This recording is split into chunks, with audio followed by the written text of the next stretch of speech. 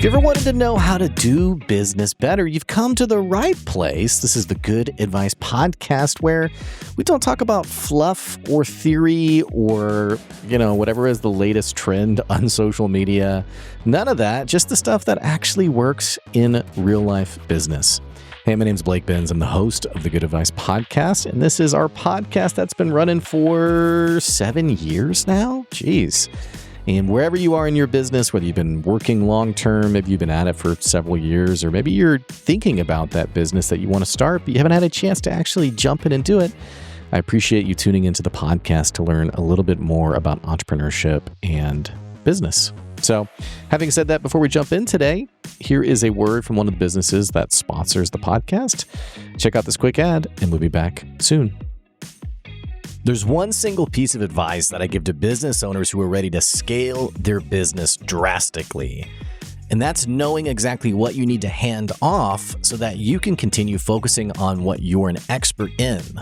It amazes me when I talk to business owners who are doing their own bookkeeping and tax prep, and worse, that they're going through all this paperwork at 10 o'clock, 11 o'clock, even midnight, slaving away trying to make sense of all of the numbers for their business. Business owners who are making it happen have already figured out that you can't do it all yourself. That's why I recommend Steve Lay with Equity Business Solutions. Not only is he an expert in bookkeeping and tax prep, but what I love about Steve is that he'll sit down with you and help you make sense of the value of your business beyond just reading a spreadsheet. You'll be able to make better decisions, and more importantly, you're going to save yourself the crucial time you would have spent going through QuickBooks or an Excel spreadsheet or whatever it is that keeps us up late at night. So save yourself some time and some money by giving Steve Lay a call at Equity Business Solutions, and he'll show you the value beyond your numbers. Go to equitybusinesssolutionsllc.com to find out more. So I thought what we could do today is, I've been thinking a lot about 2025. I try to keep my podcast episodes a little timeless.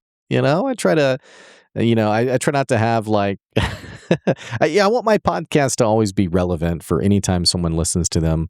So, you're not going to hear me talk about what your marketing plan should be for Valentine's Day, which, by the way, what's our deal with, maybe I'm just getting older. I don't know. I think maybe I'm getting older and I'm getting a little bit more aware of just capitalism, I guess. I don't know.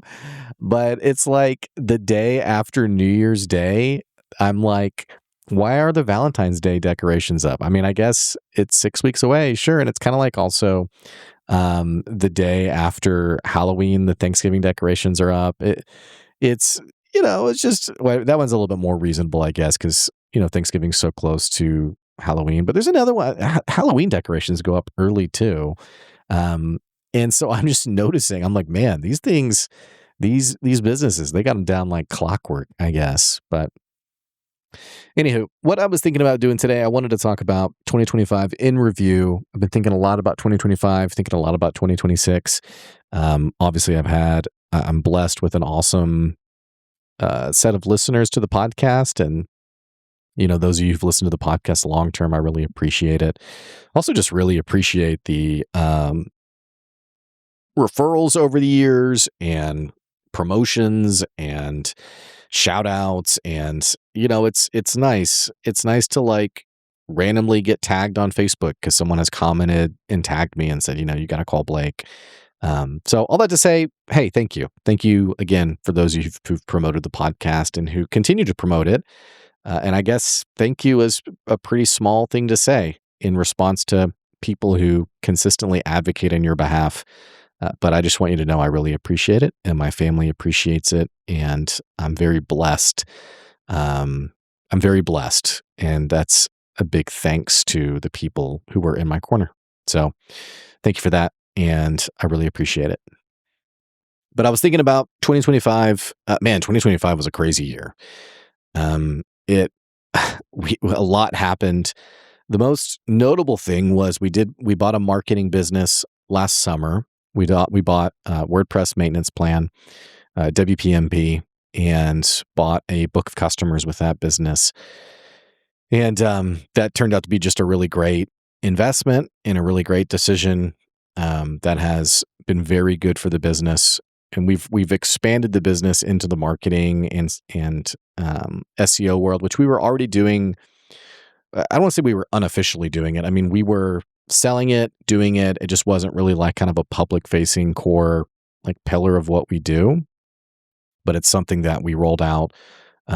We were doing it, and then we sort of formally rolled it out when we bought this business in the summer of this last year. And that brings our total suite of services. I'm a big fan of just kind of staying in your lane and just thinking about, what you do and what you do well, and, not doing the other things that you don't do well, and trying not to get distracted by things that you don't do well. More specifically, a lot of people who do marketing, they also do like advertising and digital ads and Facebook ads and, things like that. And I feel like I'm pretty often turning those things down and saying, yep, we don't do that. It's not an expertise point of ours. I was on a phone call with someone the other week and we were talking about ads, and she was talking about my experience with ads. And I said, well, I mean, I could certainly spend your money. I'm very good at that. I just don't know if I would make you any money. So we just try to stay in our lane and just try to make sure we pay attention to what we're good at. But leaves our full suite of services, the sales consulting, the growth consulting for businesses that are trying to grow. And that's largely around selling more and structuring your business in a way that makes sense, and having systems in place with your team members where, the business runs like a well-oiled machine. So we have the consulting side of things.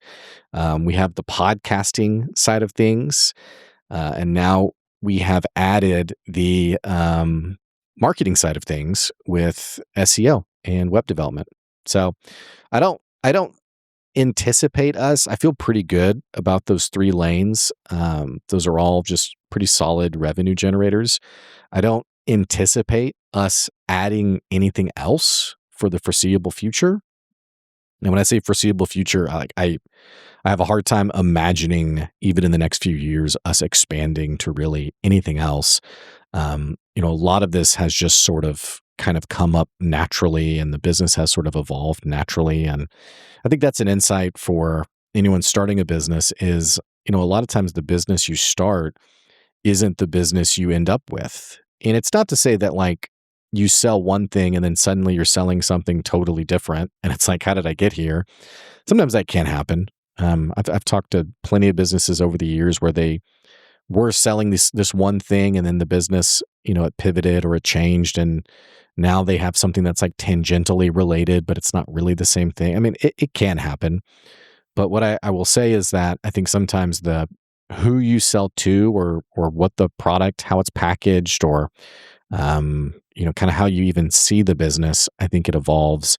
It can evolve pretty drastically over, the first few years and even beyond for your business. And that's really a piece of encouragement I try to give to people, is especially because a lot of times when you start a business, our first iteration of it is not profitable at all. At least it wasn't for me. Or just the momentum wasn't there that I had anticipated. So continuing to think about, okay, what do my customers care about? What are they buying? What do they want to buy? How do I market this better? How do I sell this better?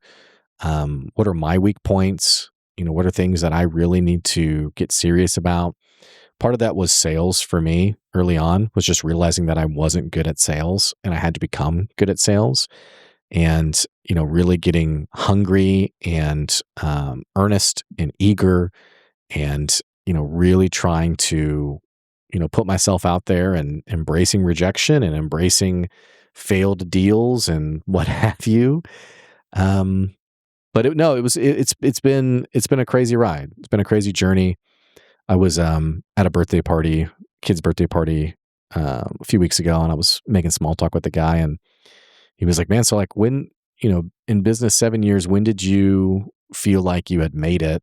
Which I don't really feel like I've made it still. I think making it would be I'm a millionaire and I never have to work again. Like that would be making it for me, would be I just kind of do what I want each day and like mostly just play with my kids and maybe do a little a little work on the side. That would be making it for me. And I don't see myself, I don't know what would have to happen to get to that point. But I honestly don't even really think about it too much because it's more like, it's out there. It's like a pipe dream, I guess. Um, but I think his comment was like, when did you know this was going to work? And, I wish I could say, I wish I could say, and I'm going to share this for those of you who maybe you're in the grind, you're in the thick of it, and maybe you're even wondering this for yourself of like, when will I know I'm making it? And I'll just say, I don't think I had like a single day that I was like, oh man, I've made it. And probably like the times that I've gotten closest to feeling that way are when like massive invoices have been sent and paid, or like big contracts have been signed. Like I remember I had a $20,000 deal that I closed. And this was probably, maybe 4 years ago. I mean, that was like stunning to me.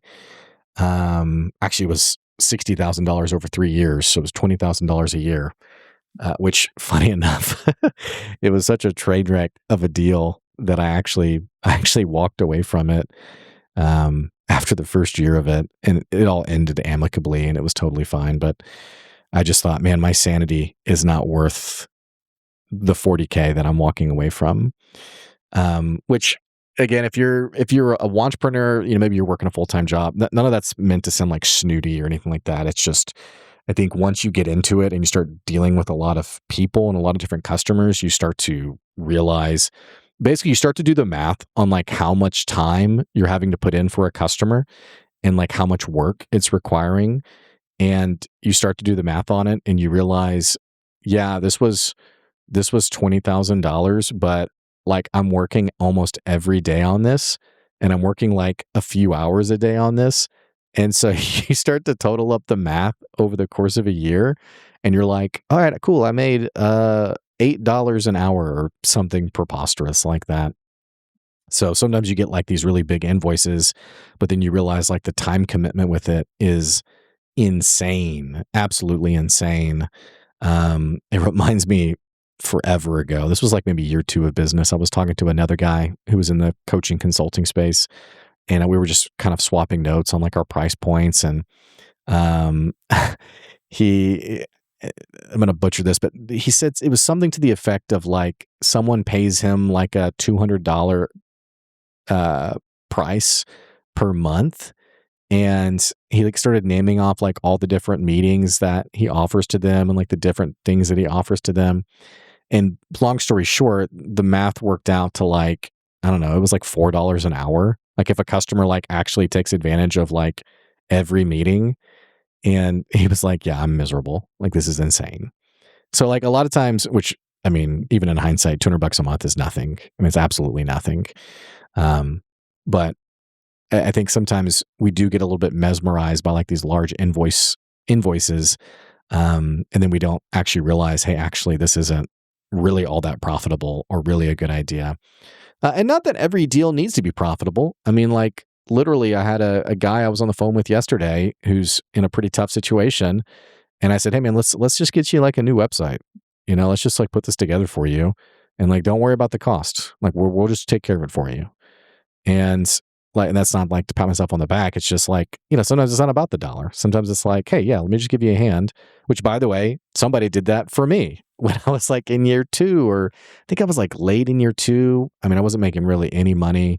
It's like the thick of COVID. And somebody else to me was like, hey, do you want me to like redo your website for you? And I was like, yes. What's it going to cost? And he was like, man, I'll just like redo it if you want.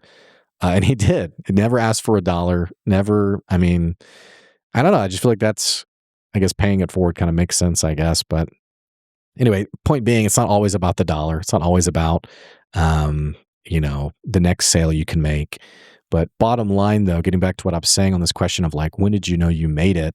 I don't know if there was like a singular moment, but I think entrepreneurship and running a business is a series of really great wins and high highs intermingled with a series of very painful, depressing, soul-sucking, absolute heart-ruining devastating setbacks. And at the end of everything, when you check the ledger, you hope that there are more of the positive ones than the negative ones. And I think that's a little bit of like the perseverance of entrepreneurship is you start to like suddenly the painful moments aren't as painful because you're used to it. And I don't mean that like in like a jaded way. I think it's more of like a human nature way of like, the person, I'll give you an example, like someone calls and they say, "Hey, I need your services." Let's just say like marketing, for example, or like actually I'll give an actual example. Somebody called me last year and said, "Hey, I want to launch a podcast. I hear you're the guy. Long story short, we want you to build out a studio for us, yada yada yada." And I think I quoted him maybe like 10 or 15K. But I don't know. You can kind of just tell. Sometimes you can kind of just tell. You can kind of just tell when someone's just like really jazzed about an idea, and then like when they're serious about it. And I've learned that like even like very professional people and great business people, sometimes you can just tell when like this is like a flash in the pan, excited idea versus someone who's serious about it. So I gave him the quote. He was like, "Yeah, that's totally doable. That's the budget. Like, let's move forward with it." I never heard from this guy ever again. Ever again. Never heard from this guy ever again. And I mean, but it wasn't like any skin off my back. It was just like, yeah, okay. I honestly didn't really think he was going to go for it anyway. And I didn't blink twice about it. So like, you kind of learn to manage with these things. But like in my first year of business, I think something like that would have been pretty devastating. Like I would have had a lot of emotional, I don't know if I ever did anything like this, but like the way I kind of envision it is like you send like the follow-up email that's like, "Hey, did you see the contract that I sent over? Like go ahead and sign it." And then like you're refreshing the inbox, and you're like, "Did this person respond? Did they see it? Does DocuSign show me that they viewed it?" Which I don't remember if DocuSign can do that or not. But over time, you kind of, I don't know, these things start to get a little less painful because you kind of just start to think about like how business works and how it goes. And, nowadays I send off a proposal or I send off a quote, or I just sent one off yesterday for an SEO gig. And the person came back and said, "Yeah, it's out of our budget." And I was like, "Okay, great." But there wasn't any like haggling or like any "Oh no, we can make it work." It was just like, that's not what they're looking for. So I was like, "Okay, cool." So like over time you kind of, this is just I think doing business in that you just start to realize more people are going to tell you no than who tell you yes. Now if everybody tells you no, then you have a problem. But if a third of the people tell you yes, you have a 30% close rate, you're actually doing really good. You're actually doing really well.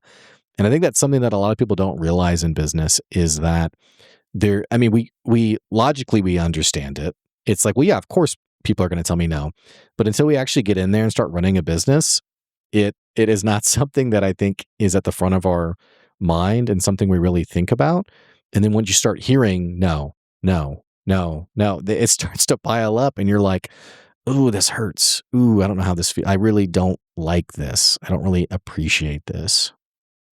So all that to say, I mean, in 7 years of business, I think you, I can think of a series of really big wins that made a big difference for my business.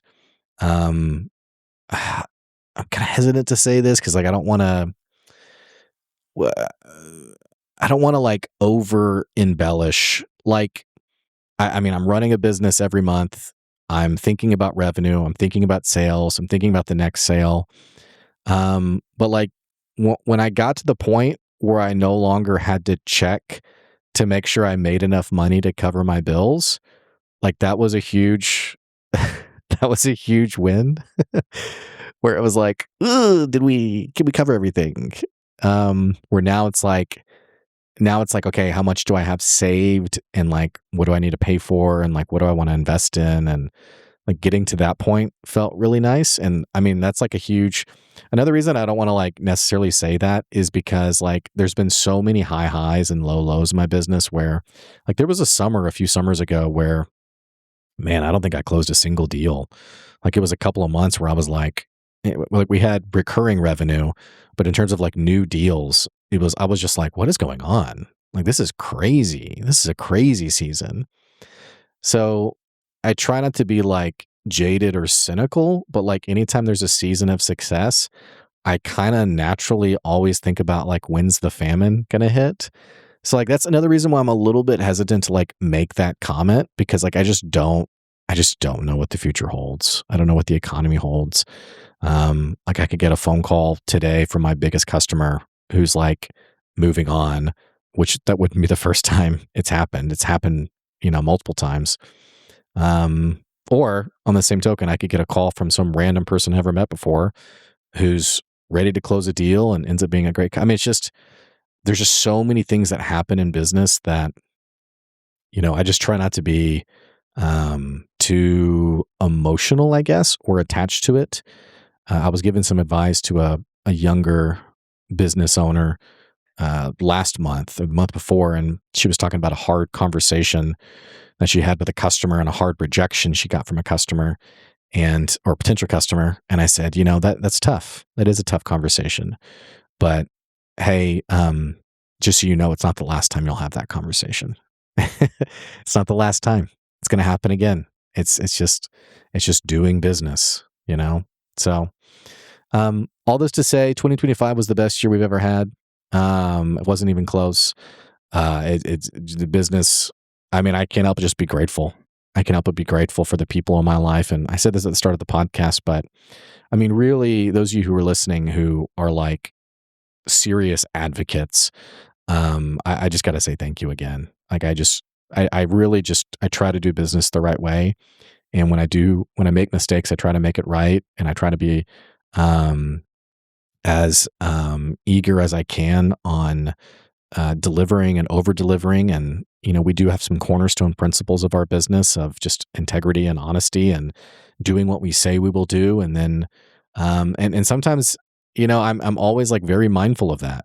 I had a team member who, his wife got very sick and he had to go to the hospital. And long story short, she was in the hospital long term, and there were some deliverables that I did not realize how serious it was. And in hindsight, I should have been more proactive in taking this off of his shoulders, but I did not. And so some things got dropped, which is not his fault. It's my fault. This guy is dealing with, his absolute priority is his family. So I should have been proactive. I wasn't, because I didn't understand the weight of, and some more context there. His wife was pregnant. She got very sick. So it wasn't like she got in a car wreck. But she got very sick. And so I thought it was more of like my wife's not feeling good. We're going to the hospital to get fluids. And came to find out it was like a long-term stay is what it actually was. So I did a really bad job of being aware and recognizing the gravity of the situation. And part of that, granted, the team member, it's not like he was giving these details openly and I was just ignorant of. I mean, he didn't want, there was some communication on both ends, is all I'll say, but I should have done a better job taking that off his shoulders. Well, so all this to say, some things got dropped for deliverables for a customer, and then the customer was mad about it. And, at the end of the day, it was like, it felt like the customer was accusing me of not being honest on those deliverables, because he was like, this is the timeline you said you were going to do. And all I could really do was just say, hey, I'm sorry. I'm really sorry that this happened. And there's nothing I could offer, I guess, beyond that, other than just to take it right? I mean, I'm not going to throw my team member under the bus, but I just had to say, hey, yeah, I'm sorry, you know? And as much as I want to justify and be like, well, no, we're an honest business and here's what happened, it was just, yeah, I get it. You're frustrated. I get it. I'm sorry that it happened this way. And unfortunately, I think I think some of that happens in business. And the way I kind of think of it also in like terms of leadership is I had a mentor once tell me, you should always be wary of leaders who tell stories of everyone adoring them. And the reason that resonates is having been someone who's been a leader over many people and who has managed large teams. I've managed teams as large as 60 people. And what I've just learned in leading larger teams is you can be the most honest and well-intentioned boss ever, and there will still be an employee who hates you. And part of that is their own issue. But also part of it is like people are human and miscommunications happen and signals get crossed and everybody's bringing their own baggage into a conversation. And, for all I know, you can have a customer where the last company they worked with really did scam them and take advantage of them. And so here I am wondering, like, why is my integrity being questioned, which in this situation never actually was, but I can feel that way and be ignorant of the fact of, well, this person got scammed lots of money. So of course they're going to be a bit more intense on deliverables and deadlines and what have you. So that's not necessarily like a hand wave, like, oh yeah, some customers won't be happy with you. It just is what it is. Like, by all means, I think be possessed about doing right by your customers and making things right by your customers and delivering with your customers. But also at the end of the day, recognizing that you're not going to be loved by everyone and you're not going to be the answer for everyone. And, the thing that sticks with me is I had a customer years ago, probably about 4 years ago, who it was just a bad gig. It was a bad deal. I wasn't happy. They weren't happy. We both ended up walking away from the deal.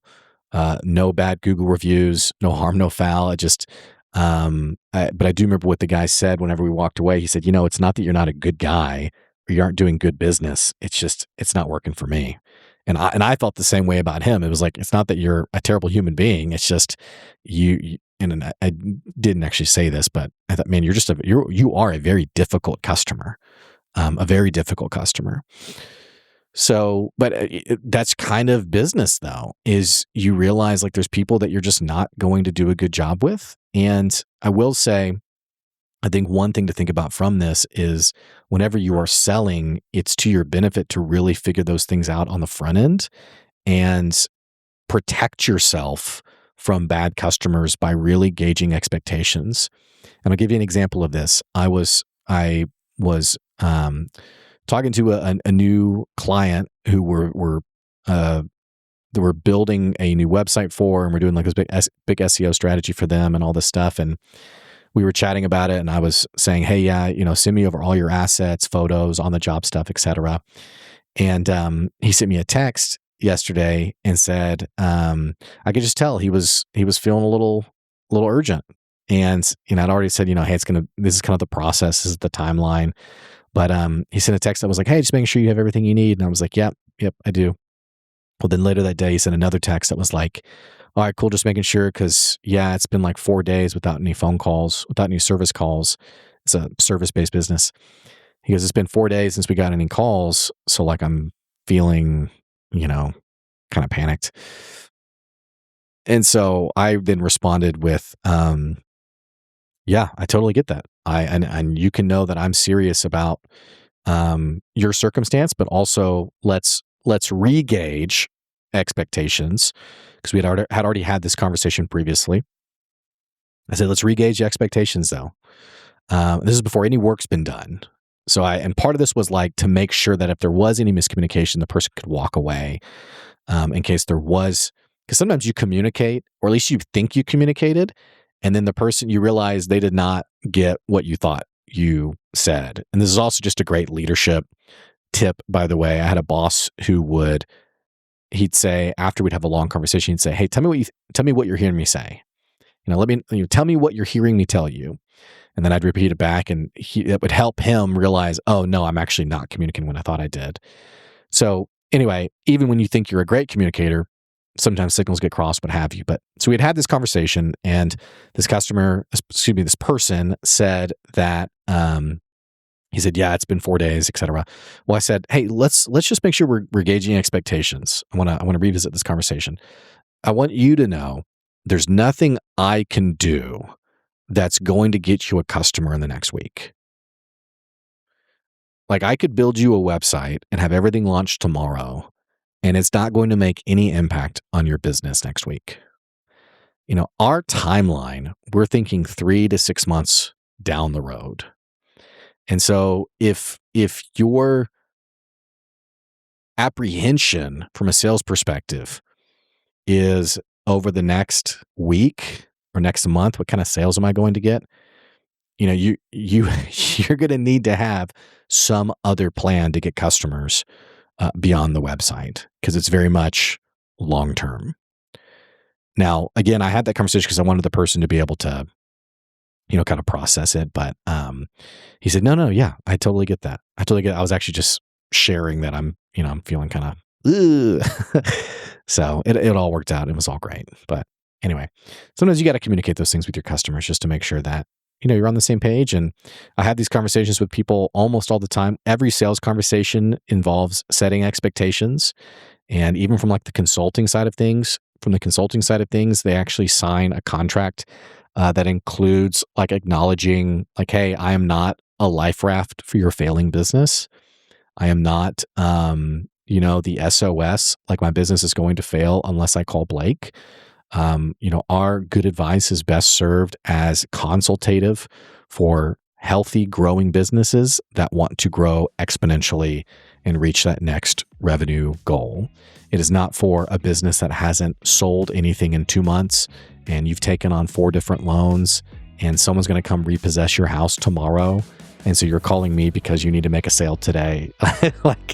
I'm not that guy. So anyway. Anywho, all that to say, 2025, great year, awesome year. I'm excited for 2026. We're going to continue to sell the SEO, the marketing services, the consulting services. The podcast services are a third. They're the third. They're not the redheaded stepchild. It's not where my main focus is right now. My main focus has been not churning customers from that marketing business that I bought. And so a lot of my conversation has been around that. But, continuing to grow the podcast service would be great as well. But I'm very excited about 2026. I'm very hopeful for 2026. And again, I'm grateful for those of you who supported the business and most importantly, who have supported the podcast and listened to the podcast long term. Thank you for that. I really appreciate it. Hey, if you're a first-time listener, what are you waiting on? Click the subscribe or follow button so you can keep getting good advice wherever you are. And don't forget, we're here every week talking about the latest in the business world to help you grow your business. Thanks for listening today. That's today's good advice. We'll see you later.